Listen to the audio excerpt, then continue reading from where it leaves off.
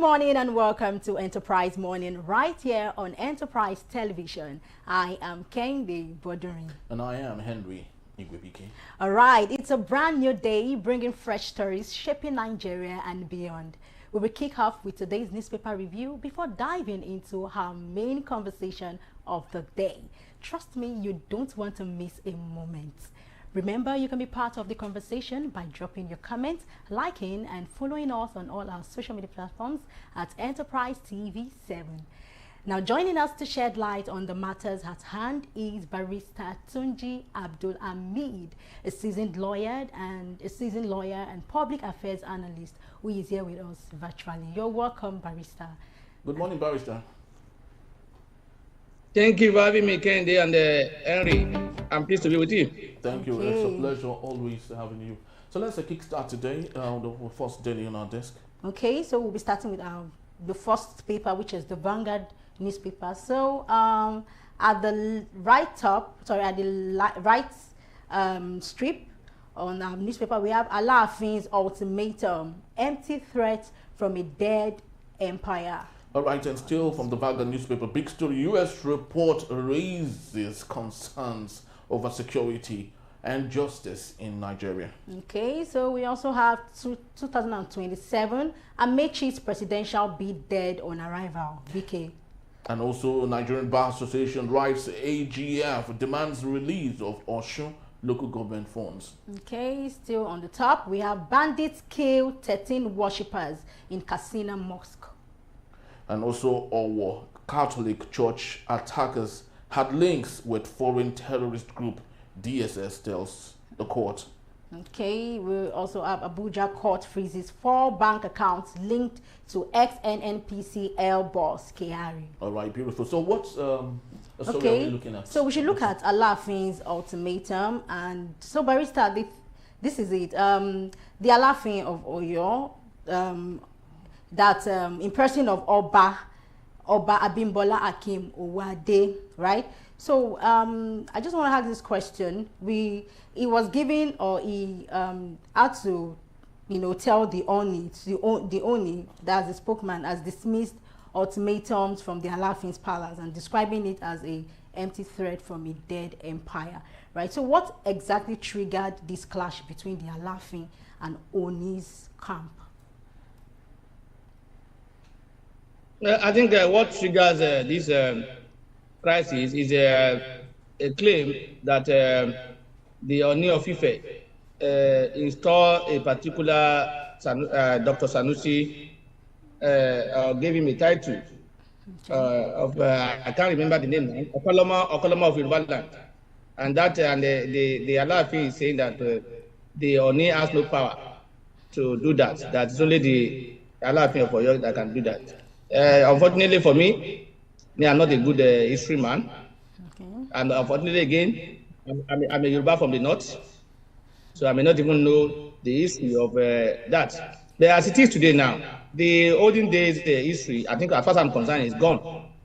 What we have today is that we have an Oba who is classified as Oba of Oyo Empire. We have the Oni of Ife. So, to my understanding, what it means is that they have the territorial description. Whatever they want to do should cover their description, their territorial grant. There's somebody talking about you are the father of Yoruba, you are the mother of Yoruba, you are the wizard of Yoruba. I don't know who conferred that title to anybody. I'm not aware of how do we determine who is a great father, who is the father, who is this and that. Those are for the historians. Like I said, I think the history of the yesterday is no longer the history of today, because the both empire that we have in those olden days are not the same empire that we have today. There are a lot of difference in those empires. Some of them have been even divided into more towns, or into the ownership has been eroded to an extent. So for me, this fight is unnecessary, and there's a class of just ego of 2 Obas. They want. I would like to say 2 Obas because I've not had the Oni of Ife say anything about it. It's only the Alaafen that has raised the issue. So for me, I don't even see a debate here. I don't know what the issue. This issue will not develop any economy in our state, in our country. It will not develop any economy in those towns. or where they govern, or the Yoruba land, do not even improve the life and standard of living of anybody. Maybe for the purpose of history and for the purpose of power and authority, it may be good for them. But for me, I don't know the importance of that fight. I don't understand it. I don't know why people will not. I think to ensure that this fight or this clash will not exist again, everybody should stay within the territory. They have a territorial description. They must let them stay within those territorial descriptions, and then they not claim ownership or power over another town outside their own jurisdiction. That is where it is. Yes, but Barrister, you will agree with me that history is the bane of our civilization, and it's often said that people without a sense of history are people who do not know where they are going to. We cannot just wake up and throw away our history, because that is where we're coming from, because of civilization and evolution of technology and so on and so forth. The big question here is the man who was conferred the title. The people from the locality are saying that this man has been domiciled in Canada for a very long time. He just came back and they just gave him a title, while people who have been here, who are rightful candidates for the throne, have not been given such opportunity. So don't you think that we should not throw away our history, which might cause trouble, which of course we are observing right now between the Alaafin and the Oni?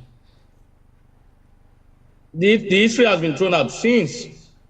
In fact, I'm surprised that you are saying the claim is that because the man lives in Canada. The current Alaafin of Oyo State lived where before he became Alaafin? Where does he live?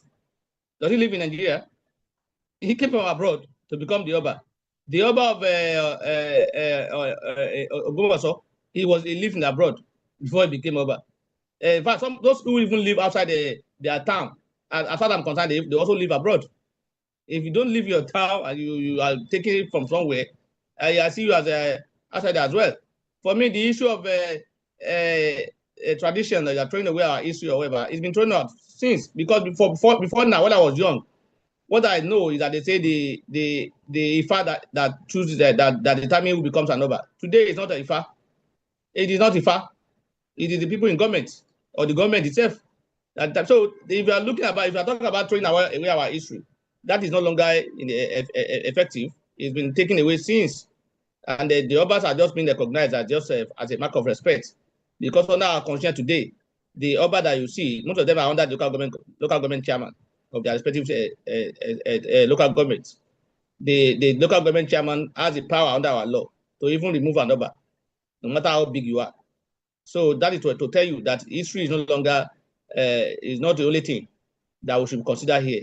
We also have to consider our law. We also have to consider the environment and the change that are arising since then. Like I said, the Oyo Empire we used to know is not the same thing as the Oyo Empire that we know today. The Ife that we used to know is not the same thing as the Ife that we know today. So the history has changed already. So and we have to flow with whatever that has changed if truly we want to develop. All right, it's very, very true. And like I said, I may not be correct because I may not be correct because I'm a Yoruba man from the north. you are a Yoruba man, not Yoruba man from the north, because it's more of a political divide, which is meant for their interest. For the interest, you are a Yoruba man before becoming a Yoruba man from the north. Yes. All right. So let's go to another topical story here, and we have that NBA writes AGF demands a release of Osun local government funds.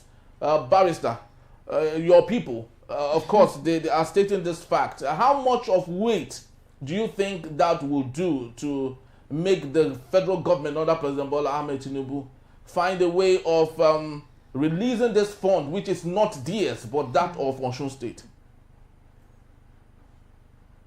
The weight that it would, I can't determine that. I can't determine the weight because I don't know how much weight NBA is weight these days. Because before now, or even by now, the NBA is no longer seen as the way they see them in the olden days, during the times of Akaba Song, during the time of some other, when the Falan and Co. are active, Falan and Co. when they are active. in the MBA activities.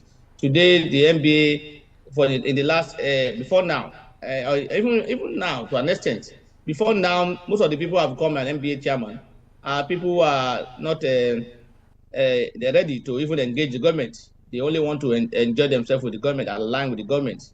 So because of that, the government have seen the MBA as part of them. But this new chairman, president, probably trying to go back to that history and trying to behave the way lawyers to behave. The work of our lawyers to engage government sometimes. We are to act as pressure group.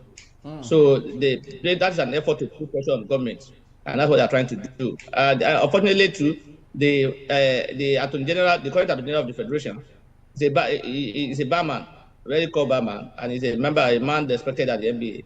So probably because of that connection, they will look at it and then it may carry weight. But unfortunately, these does not even require NBA to write anything. The law is there, the orders are there, and I know that the Attorney General is very respected. He's learned. He knows much of this. People see him as one of the intelligent lawyers that we have in the country, and he's able to interpret the judgment before the court, in respect of the cases. But what we are seeing today is that is not being done. Because of the government in power trying to take over the local government in the Osun State, and being a Attorney General for the government in power, the Attorney General is not doing the needful. You see, in this our country, no matter how good you are, once you join government, your goodness or your integrity sometimes may be put to question. So at this call, this is a test for the current AG to show how well is still maintaining his respect and integrity in terms of people seeing him as being neutral, and people seeing him as being somebody who will not who will not allow injustice to happen. Probably because of the connection between MD and the Attorney General, they may be able to get anyway something around it. But I will not be surprised if nothing happens. Launch a newspaper for today. We have the big story: capital projects crumble as states caught spending. Okay, we also have 2027 showdown. Wike fires shot at Amechi, Babachi trashes ADC.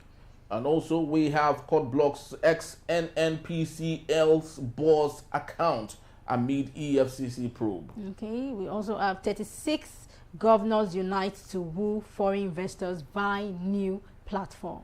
All right, Barrister, let's take a look at this story, and I'd love to merge it with the one below it, and that is capital project crumble as states cut spending. Then 36 governors unite to woo foreign investors via new platform. Barrister, this is becoming very funny that the current administration we have now, despite the so much money being given to sub-sovereign states, they are saying they want to cut capital projects, citing insecurity as some of the reasons. At the same time, these same governors are developing a new platform to woo in foreign investors. Is that not contradiction? You see, we're in a country where we just, I don't even know what to say in that regard again. We are in a country where we deceive ourselves. What are the projects that's going on, that is being stranded? I look in my state, I do not see much project on ground. Talk less of being stopped. It's not when you have a project that will be stopped. So I don't know about other states, some other states, but I know in my state, I've not seen much projects going on, despite the claim of we are receiving more money. And that claim of we are receiving more money, as far as I'm concerned, is a deceit. Because what you call more money, you are collecting more figure in terms of figure. You are collecting more money in terms of figure, not in terms of value of what the money can acquire. So if you are collecting 5 million naira 3 years ago, and it's being increased to 20 million naira, and that 20 million naira will not buy what 5 million naira will buy 5 years ago. Are you collecting? Are you earning more money? You are not. You are just earning figure. Your figure just went high, and then there's no value in that figure. So for me, in any event, since they told us that they are getting more money from the government, and the Tinubu and the president, they say the president is giving them more money, as if that money is coming from the pocket of the president, and they are talking as if the money being allocated to them or being given to them are personal money of the president, and they are saying because of that, some of them are saying because of that, they will support the president because he has given them money that other presidents before him have not given them. So now that they are complaining, the reality is coming out. The reality check is coming out because people are not seeing what is on ground, and that's why some of them are giving excuses of that. So for me, when you told one lie, you will need about 10 or more to cover it up, and that's what you are seeing today. The camouflage they are painting is what they are trying, what is being exposed now, and they are trying to cover it up by saying what they are saying. For me, they need to do what they need to do. Most of the governors are not working. They are just getting money and putting in their own pocket or wherever they are putting. I don't know. They are not, and they are inflating contracts. There's a contract being awarded in my state, whether the project is even ongoing or not, I don't even know. There's a contract of hotel renovation. So contract that somebody that was initially granted that was initially given the contract to be there for it said he will use 3 billion naira to renovate it. The government took it away from him and gave it to another person for 17 billion naira. Now we have been told it's going to 30 billion naira. Something that has been given to somebody who said he will use 3 billion to do it. The same project, and it's been given to another person who is now spent. Yeah, don't you think it's because of inflation? I've been told it's now 30 billion. At the time when it was given, in fact, at the time the contract was given, that was the time we were even having a problem with the dollars when it was $2,000. Wow. 2,000 naira to dollar. And today it's even stable to an extent. So it's now being given for 17 billion. So that is to tell you what the priority is.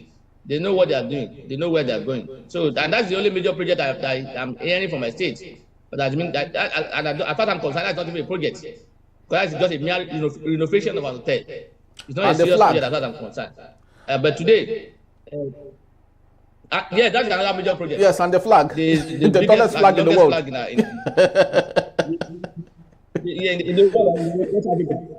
The flag went down some weeks ago or so, and I've been told they have to amend it by citizens that something happened to it.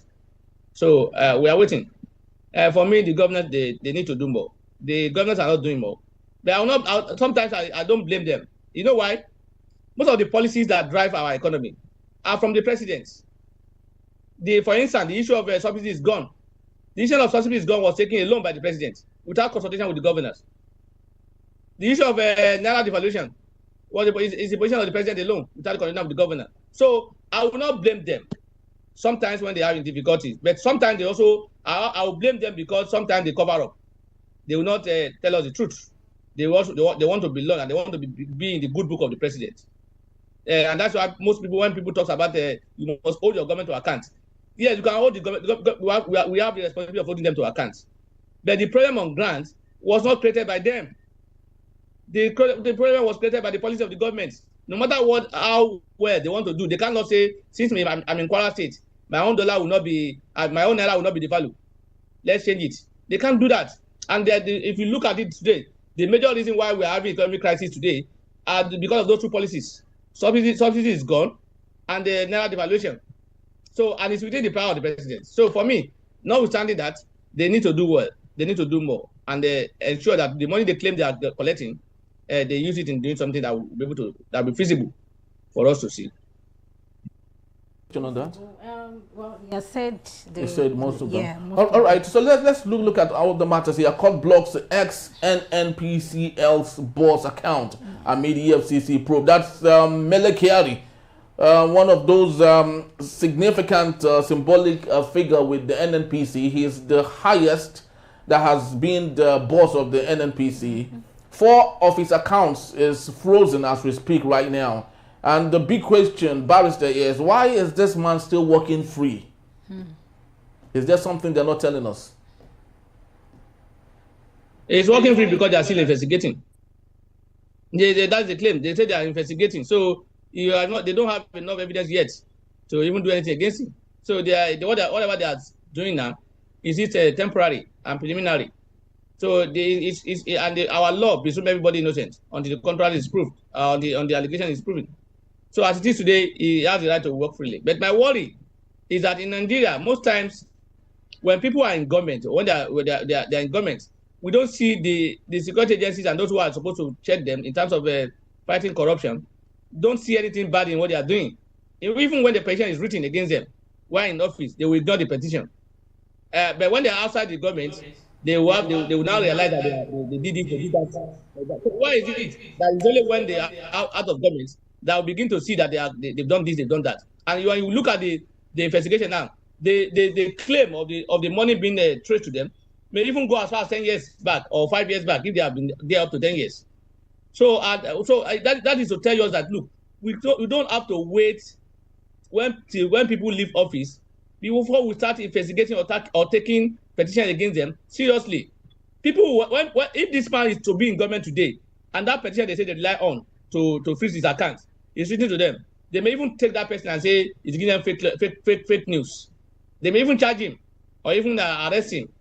So until we try to do things in line with law and not do eye service, we will not be able to get it right. You cannot leave people when in office, allow them to free hand to do whatever they want to do, take whatever they want to take, corrupt the system, manipulate the system to their own people, and thereafter you come and say, after they have left, you come after them. And by the end of the day, there won't be any concrete results from this investigation. People whose account has been frozen temporarily before now, majority of them have been released. The account has been released. So especially when you now try to play politics with it, you'll be free. Some cases that have been charged to court on the type of corruption, some of them, some of the people are alleged, have been discharged.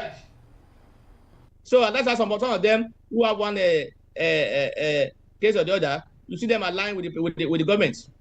Because once you align with the government, it will be difficult. They will be likely that there's a chance or 80% chance that your case will not even see the light of the day. So it's unfortunate that those who are to fight corruption will always wait till that person is not in government or till that person is not in the good book of the people in government before they take action. There are rumors regarding corrupt practice allegation against the current MD against the GMD of NNPCL, as the case may be. Nobody is the man has not come out to deny it. The government is not saying anything about it. If by tomorrow the man is out of office, the same issue that people are raising that they ignore will now be the basis of investigation against him. It's not working. I can't work in that manner. You can't have a developed country in that manner. You will sit down, allow people to do whatever they want to do, and then thereafter you say you want to. We don't prevent. We want to be cure. You want to cure. You can't be. It's better to prevent than cure. Why not? Why can't we prevent this corruption rather than waiting for them to have done what they want to do and then start coming back and say we are investigating them? For me, I will not expect anything much or results from this case. At most, they will say plead again, bring 1 billion out of 10 billion, and go for scot free. That's what we hear at most in this country. It's unfortunate. So the barrister, because this is very deliberate, because I do not understand why, like you rightly said, we would allow things to get worse before we start knowing what to do about it.